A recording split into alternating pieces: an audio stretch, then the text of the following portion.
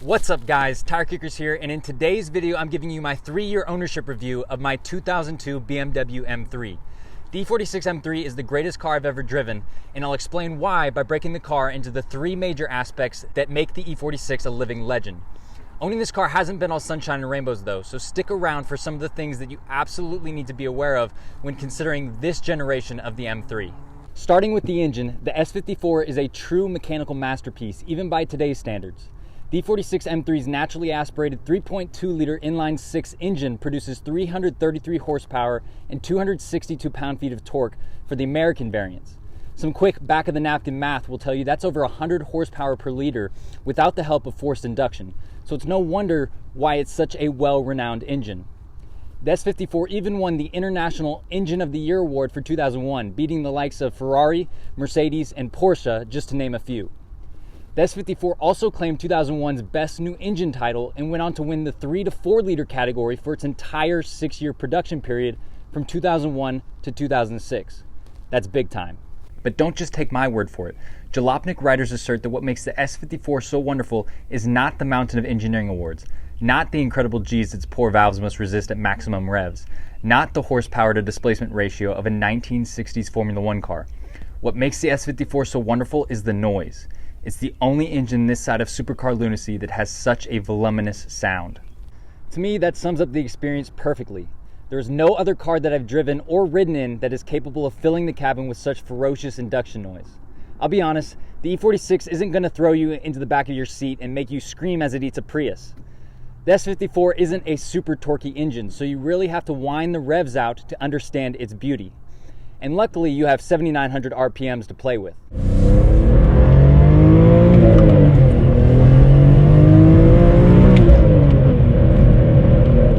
The mechanical symphony occurring under the hood begs you to push the car to the limit, and although you won't be setting records in a quarter or half-mile drag race, you'll quickly understand that straight line speed is not the point of this car.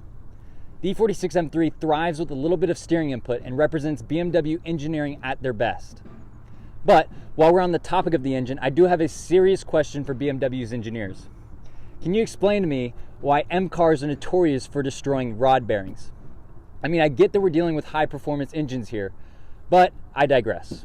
The point is, the S54 has beef with its rod bearings, so regular oil analyses are needed to keep an eye on their health.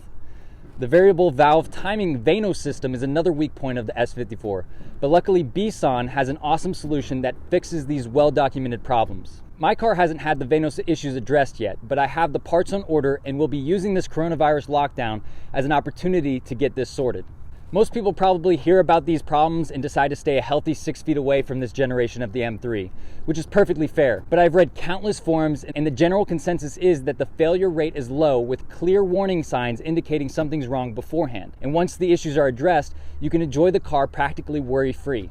Think of it as mandatory preventative maintenance and a fun way to get to know your engine. Next up, I want to talk about you smashing the like button for the YouTube algorithm if you haven't already. Just kidding, but I would appreciate it if you could help us grow the channel. Anyways, the next topic I want to discuss is the handling. The engine may have made a strong first impression, but the balance of this chassis really made me fall in love with the E46 M3. The steering is perfectly weighted and incredibly responsive, which makes you feel like the car is on rails when you're carving up a back road. I actually enjoy it so much that there have been countless times that I've taken the long way home just so I could exercise some spirited driving. Luckily, I have the third pedal option with the 6-speed manual transmission that makes the whole driving experience even more engaging. The SMG transmission you'll find in a lot of these M3s is often hated on, but I've never driven one, so I can't say that I have a strong opinion on the matter. I have ridden in an M3 with the SMG gearbox, so what I will say is that I was pleasantly surprised with its performance after hearing so much negativity. Regardless, the car feels solid and even in the stock configuration is more than happy to spend some time on the track. I took my car to a track day 2 years ago, which was, hands down, one of the absolute best decisions I've ever made. I mentioned at the beginning of the video that the E46 M3 is the greatest car I've ever driven, and this track event was what sealed the deal for me. From accelerating to a corner, smashing the brake, throwing the car into the turn, and stomping back on the throttle, this machine hardly broke a sweat. I knew this car was special from the day I bought it, but putting it through its paces on the track opened my eyes to what this car is truly capable of. At the end of the day, you feel directly connected to the road and the car is predictable, which gives you the confidence to really push the limits. The last item on my list is the styling. I happen to appreciate the looks of every M car, but there's something about the proportions of the E46 M3 that adds to the specialty. It has just the right amount of aggression without being gaudy.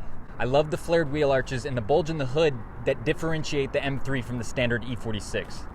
The fender vents, which were originally intended to be functional, are a nice aesthetic that reminds you that you're in an M3, just in case you forgot.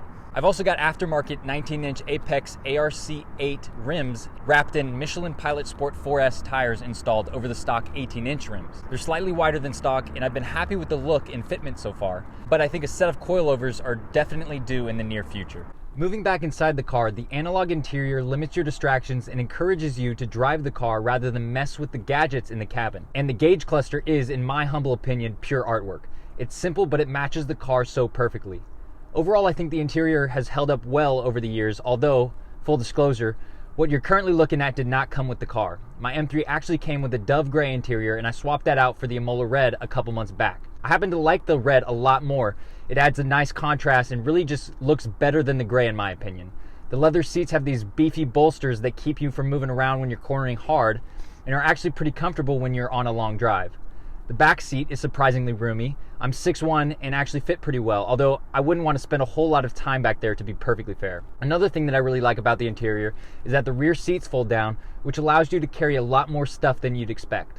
To me, the interior of the M3 is a space I really enjoy being in, which only adds to this ultimate driving machine. So after more than 20,000 miles and a little over 3 years of ownership, I made some awesome memories in this car. The E46 M3 is the epitome of balance. It's certainly not without its faults, but I think I can forgive BMW for the rod bearings, VANOS, and subframe issues since everything else about the car is so incredible. The E46 community is well established at this point, and there's pretty much every DIY resource you'd ever need published somewhere on the internet. The car is driver focused through and through and never ceases to bring out my inner enthusiast. It's hard to fathom a day that I ever say goodbye to this car, even with well-kept examples significantly appreciating in value. But there's a reason people are paying top dollar for this generation of M3, and I'm glad that I got in when I did.